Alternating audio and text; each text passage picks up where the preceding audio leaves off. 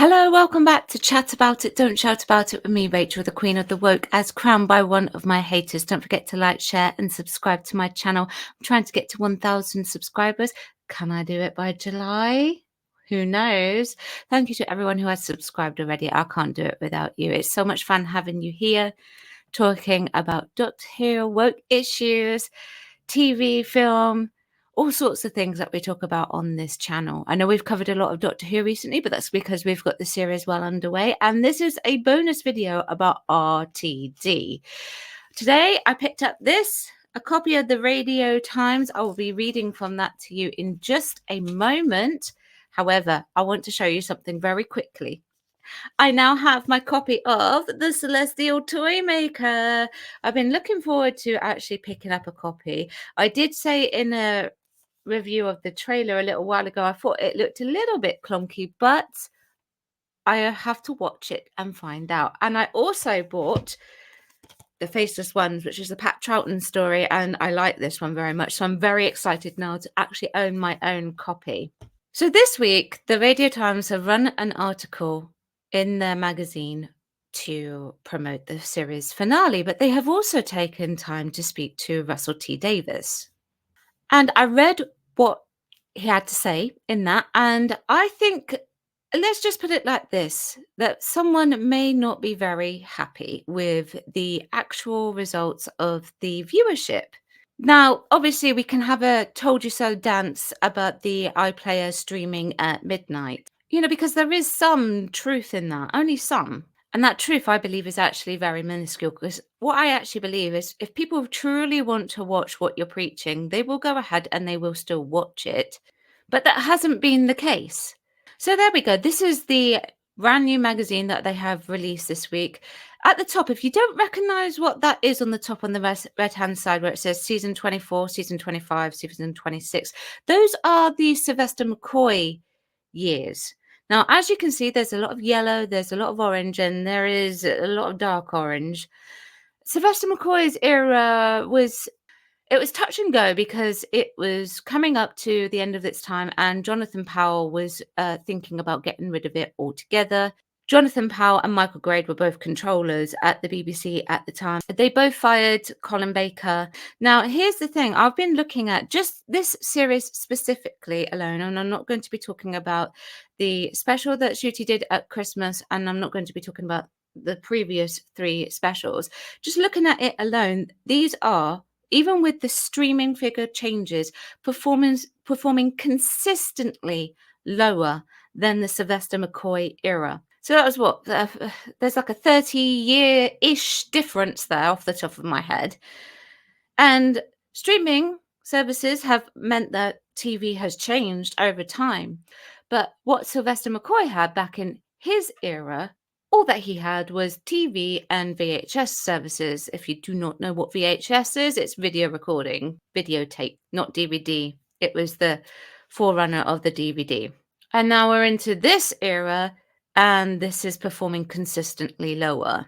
And even comparing that to Jodie's first series, which I have here at the screen, her first episode was 10.96 consolidated, and her special was 7.13, and her lowest of that particular series for her first one was 6.42 in consolidation.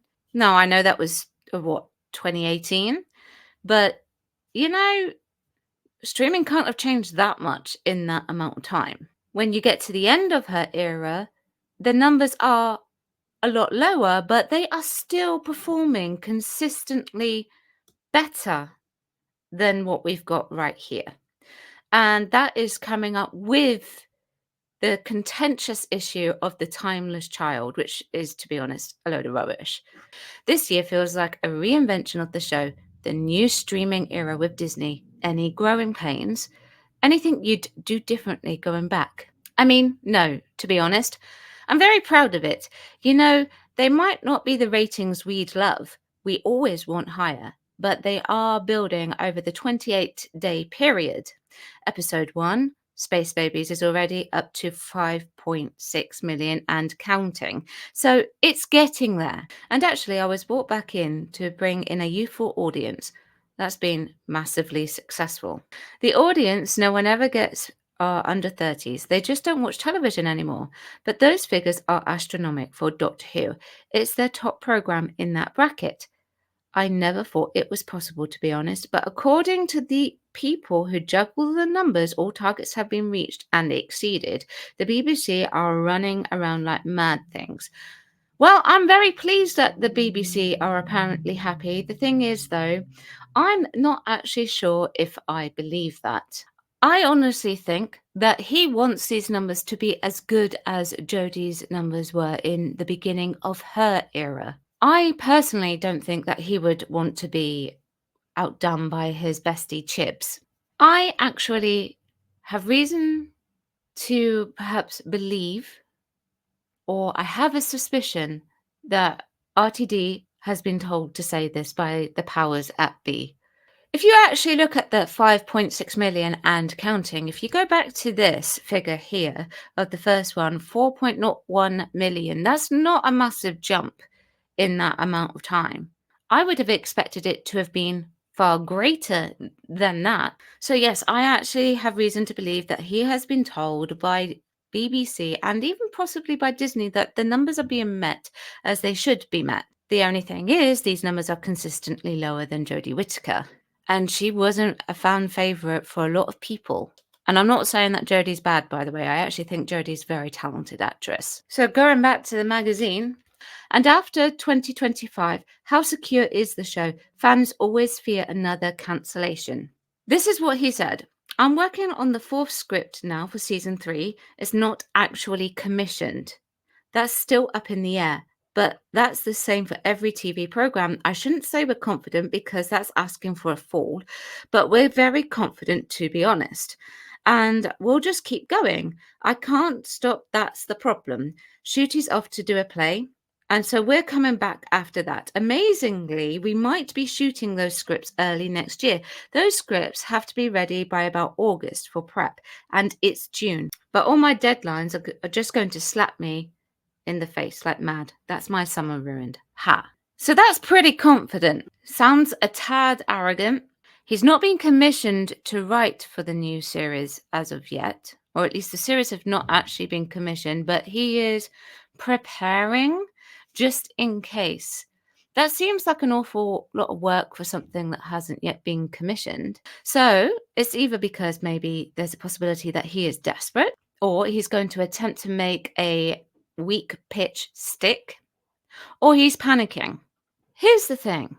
If they do decide to commission for a series 3, what I would actually like to see is a wide variety of writers and Russell T Davies to not be a writer and to just be a showrunner. I think it will allow for a bit more creativity, and the storylines might be a bit more intriguing than what they are at the moment. This is probably the furthest away we've ever been from the Doctor being the Doctor, ever. And that's saying something. I never thought I would say that. There's another reason why I think that he is actually writing the next series is because I think what he might actually end up saying if they do go with a series cancellation is like, well, hey, I had a series ready to go, but they just didn't want it. They didn't want the show to be on anymore. So therefore the ball does not lie in his court, it lies in their court. With whatever's going on, particularly with this is definitely damage control. I do not believe for 1 minute that the BBC and Russell T Davies are actually that happy with the figures that they have received. The thing is, Russell T Davies is actually a really good writer. Russell T Davies is better than what he has written so far.